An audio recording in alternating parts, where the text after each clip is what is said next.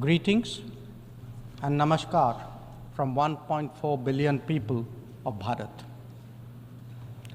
I congratulate the President of the General Assembly, His Excellency Mr. Philemon Yang, and strongly support the 79th UN General Assembly's theme of leaving no one behind. We are gathered here at a difficult time. The world is yet to recover from the ravages of the COVID pandemic. A war in Ukraine is well into its third year. The conflict in Gaza is acquiring wider ramifications. Across the global south, development plans have gone off rails and SDG targets are receding. But there is more. Unfair trade practices threaten jobs, just as unviable projects raise debt levels. Any connectivity that flouts sovereignty and territorial integrity acquires strategic connotations, especially when it is not a shared endeavor. Today, we find both peace and prosperity equally endangered.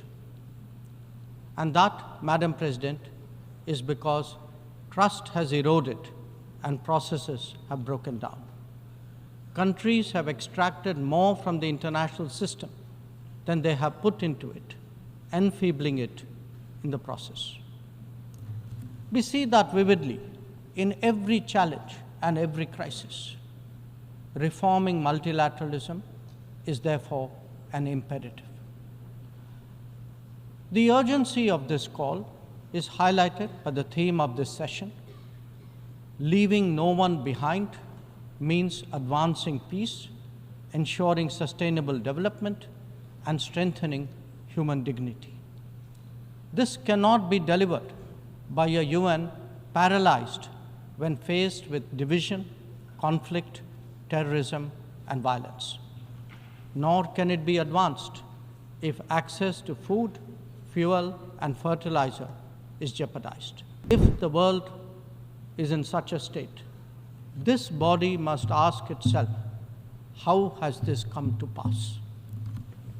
The problems arise from a combination of structural shortcomings, political calculations, naked self-interest, and yes, disregard for those left behind. We, the members of the United Nations, must now seriously and purposefully address ourselves to that task. Not because it is a competition for influence or a squabble for positions, but because if we carry on like this, the state of the world is only going to get worse. And that could mean that more of us are going to be left behind. As the world contemplates these concerns, India has sought to respond in a variety of ways. First, by focusing on the issues of the vulnerable, women, farmers, and youth, and fashioning targeted policies and initiatives for their betterment. Assured access to piped water, to electricity, to cooking gas, and new homes are changing millions of lives. The gender gap has started to close, be it in health, in education, or in the workplace. Our food producers, thrice a year, get financial support at the click of a button. And a third-term government has made skilling of the youth its key priority. In these troubled times, it is necessary, Madam President, to provide hope and rekindle optimism. We have to demonstrate that big changes are possible and not over a long period. And nothing is more powerful in this regard than the transformative potential of the digital.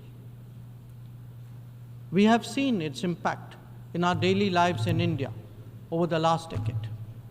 It is visible when public benefits from nutritional support and housing to energy and health are delivered efficiently and on a vast scale. The world cannot be fatalistic about the continuation of violence on a large scale, no more than be impervious to its broader consequences. Whether it is the war in Ukraine or the conflict in Gaza, the international community seeks urgent solutions. These sentiments must be acknowledged and acted upon. Many countries get left behind due to circumstances beyond their control. But some make conscious choices with disastrous consequences. A premier example is our neighbor, Pakistan. Unfortunately, their misdeeds affect others as well, especially the neighborhood. When this polity instills such fanaticism among its people, its GDP can only be measured in terms of radicalization and its exports in the form of terrorism. Today, we see the ills it sought to visit on others consume its own society. It can't blame the world. This is only karma.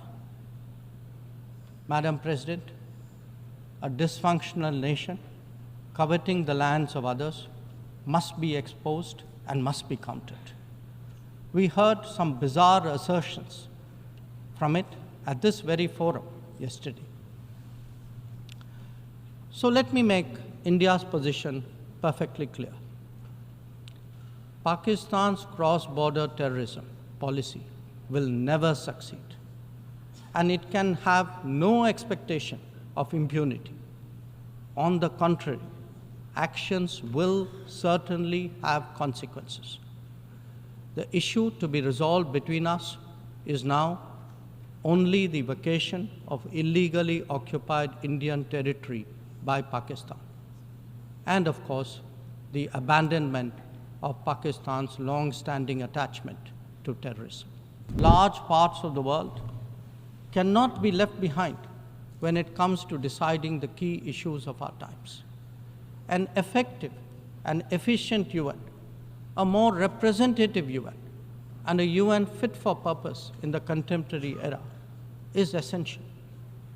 Let us therefore send out a clear message from this UNGA session. We are determined not to be left behind.